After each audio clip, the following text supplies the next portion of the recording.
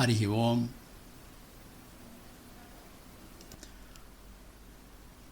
ॐ शुक्लाम्बरधरं विष्णुं शशिवर्णं चतुर्भुजं प्रसन्नवदनं ध्यायेत् सर्वविघ्नोपशान्तये।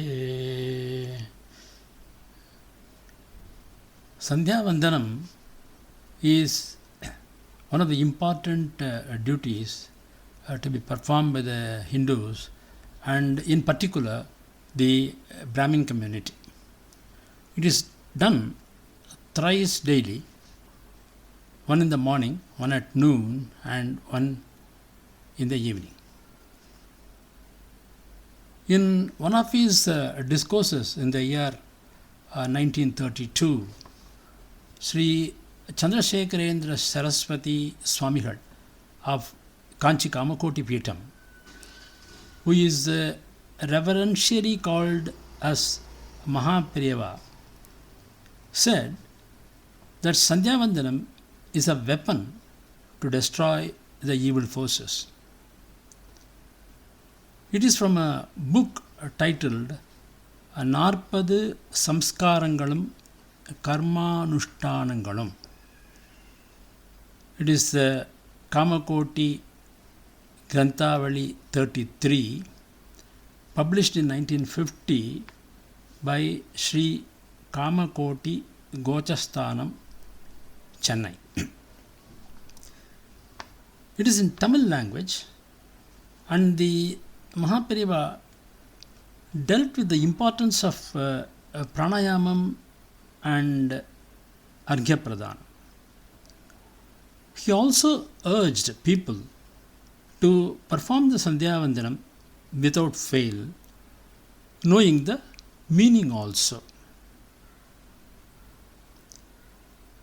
As I told earlier, it is in Tamil, and for the benefit of Tamil knowing people, I shall now read the entire chapter on Sandhya Vandana as told by him.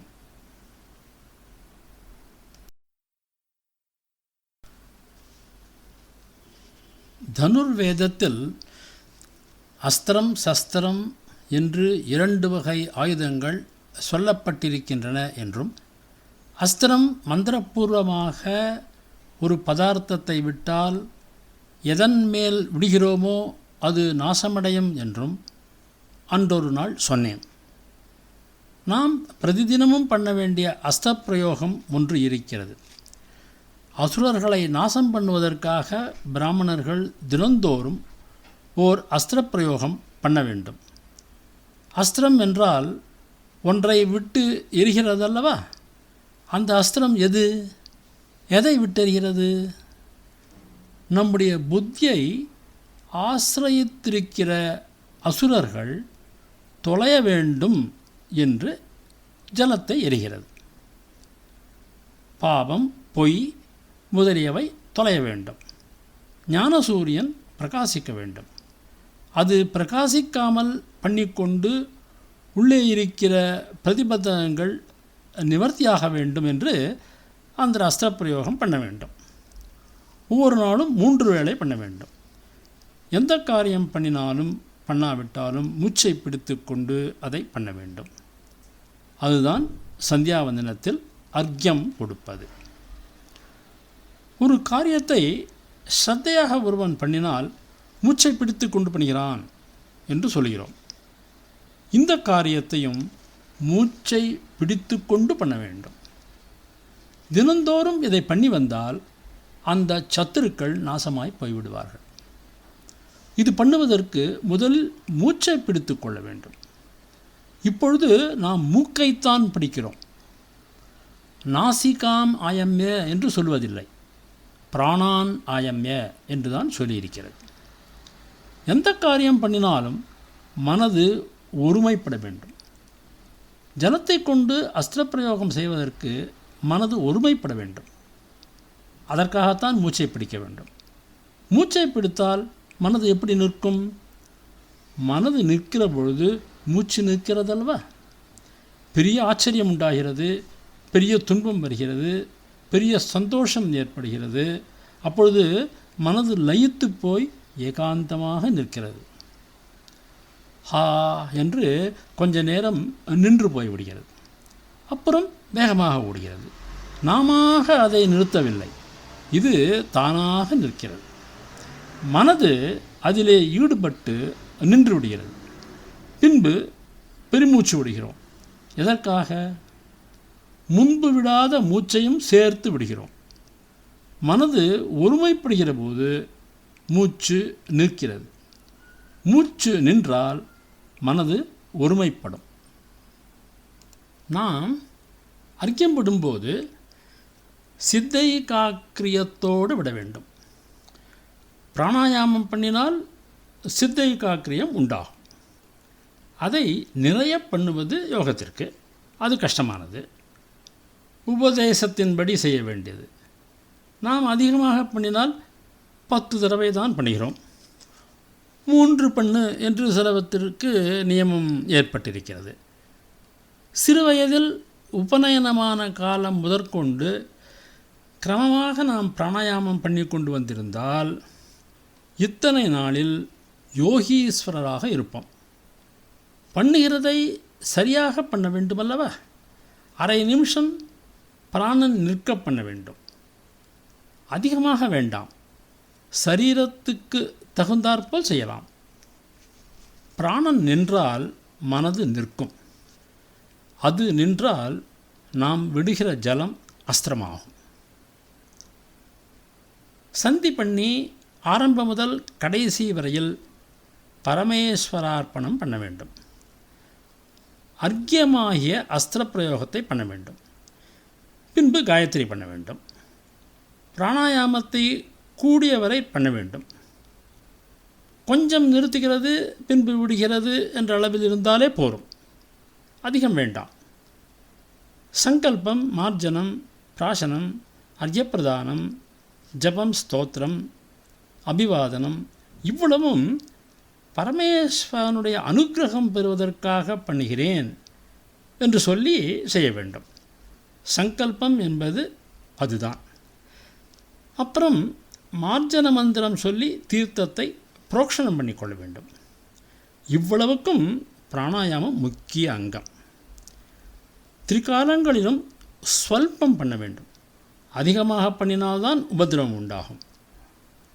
அதற்கு குரு வேண்டும். தினந்தோறும் பண்ண வேண்டியதால் ரோகிஷ்டன் கூட பண்ண வேண்டியிருப்பதால் உபதிரவம் இராது.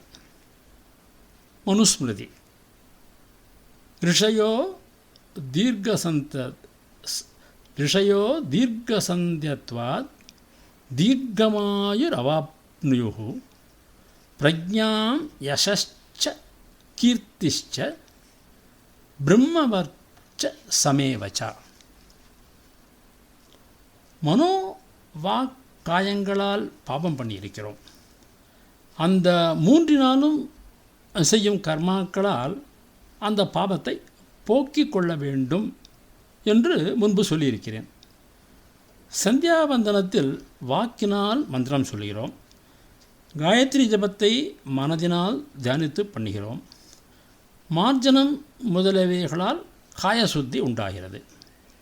இவைகளைத் தவிர கர்மயோக, பக்தி யோக, ஞானயோக ரூபமாகவும் சந்தியாவந்தனம் இருக்கிறது.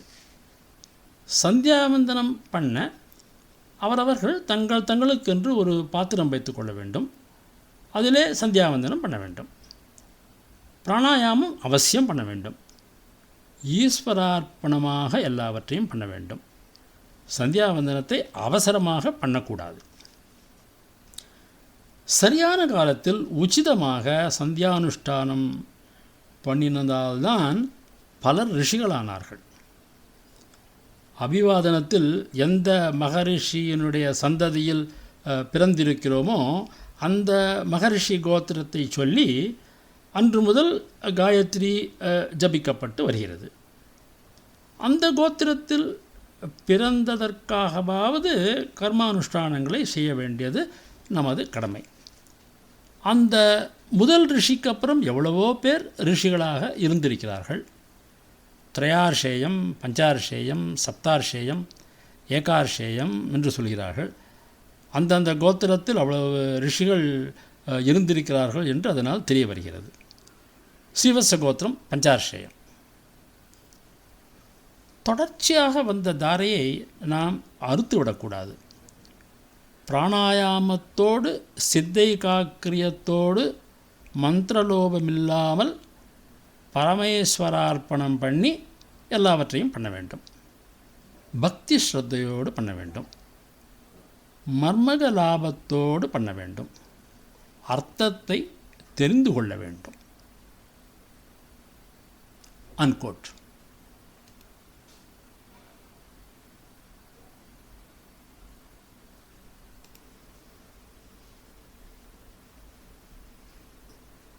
Now, most of us have been doing Sandhya Vandanam. But some of us do not know the meaning of the various mantras. In these 18 episodes, I have tried to give the meaning of some of the important mantras of the Yajurveda Sandhya Vandanam to the extent I know. The most important part of the Sandhya Vandanam is the Arghya Pradhanam and the Gayatri Japam, wherein the Almighty God is worshipped in the form of the Mother. The Vedas say, Gayatrim Chandasam Mata. Chandas means Vedas, and Gayatri is the mother of the Vedas. This Gayatri mantra is known to everyone. The Gayatri mantra is also known as Savitri mantra, which addresses the Almighty Divinity, which has been given the name Savita, meaning that from which all this is born. The meaning of the Gayatri mantra is, may we adore the Almighty God who creates everything and who illumines the three worlds, the Bhuloka, the Bhuvarloka and the Suvarloka. May we meditate on the adorable effulgence, that is the divine light of the Lord, so that it may illumine our intellect. If it can be made still simpler, we may say, O Divine Mother, our hearts are filled with darkness. Please remove this darkness from us and promote illumination within us. Bhu, Bhuvaha, Suvaha means the three worlds figuratively, but it means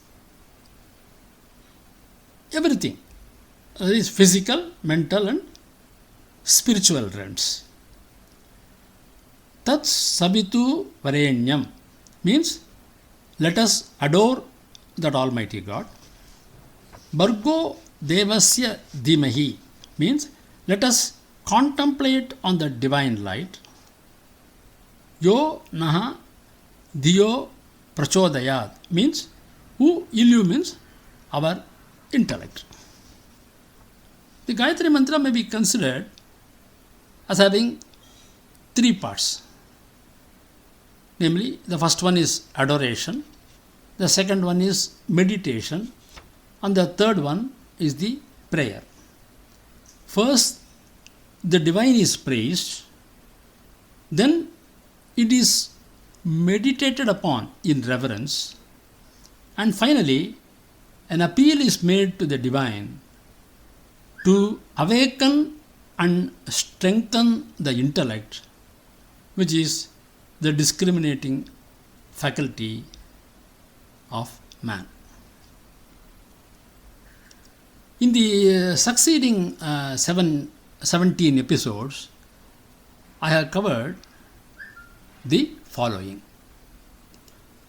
Marjanam, Prashanam, Punarmarjanam, Arghyapradanam, Devata Tarpanam, Gayatri Avahanam, Gayatri Upasthanam, Surya Upasthanam, Samashti Abhivandanam, Samashti Abhivadanam, Digdevada Vandanam,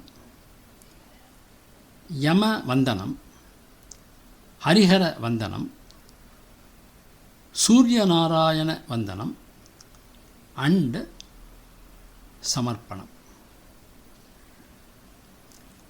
Harihi Om.